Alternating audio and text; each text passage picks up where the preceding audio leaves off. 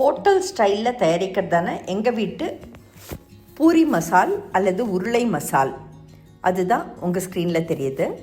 So ஒரு வாண்டியில் எண்ணெய் போட்டு அதில் கடுகு போட்டு கடுகு நல்லா வெடித்து வரைச்சி உடைத்த உளுத்தம்பருப்பு சேர்க்குறேன். கடலைப்பருப்பு நல்ல ஜென்ரஸாகவே தாளிக்கலாம். கொஞ்சமாக மஞ்சள் தூள், இஞ்சி விழுது எல்லாத்தையும் எண்ணெயில் சேர்த்து உளுத்தம்பருப்பும் கடலைப்பருப்பும் நல்ல பொன்னிறமாக வரைச்சி இஞ்சி விழுதும் நல்லா வறுபட்டாச்சு. அப்போது பச்சை மிளகா சேர்க்குறேன் காரத்துக்கு தகுந்த அளவு.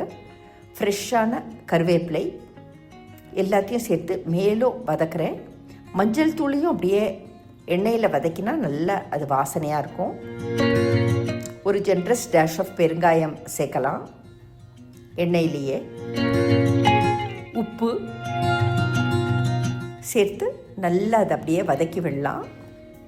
எல்லா எண்ணெயிலேயே அப்படியே நல்ல வறுபட்டு வந்தாச்சு. இந்த ஸ்டேஜில் நீட்டமாக மெல்லியதாக அரிந்த பெரிய வெங்காயம், ஒரு 2 பெரிய வெங்காயத்தை நீட்டமாக மெல்லியதாக அரிஞ்சு அதையும் சேர்த்துருக்கேன்.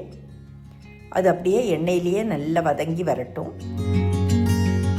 மீன்வைல் கொஞ்சம் தண்ணியில் கடலை மாவு, நான் ஒரு 2 டேபிள் ஸ்பூன் அளவு கடலை மாவு சேர்த்துருக்கேன். அது அப்படியே தண்ணியில் நல்லா கட்டி தட்டி இல்லாமல் கரைச்சி வச்சுருக்கேன். வெங்காயம் நல்லா வதங்கி வந்த உடனே எண்ணெயில் நம்ம கரைச்சி வச்சுருக்கிறதான இந்த கடலை மாவு கலவையை இதில் சேர்க்கலாம். இந்த ஹோட்டல் உருளை மசாலாக்கே சீக்ரெட் இன்க்ரீடியண்ட்டே இந்த கடலை மாவு தான். அது ஒரு டேஸ்ட்டையும் ஃப்ளேவரையும் கொடுக்கும் இந்த உருளை மசாலாவுக்கு. அந்த ஹோட்டல் டேஸ்ட் நம்ம இந்த மாதிரி செஞ்சோன்னாக்கா நம்மளுக்கு வீட்டிலையே கிடைக்கும்.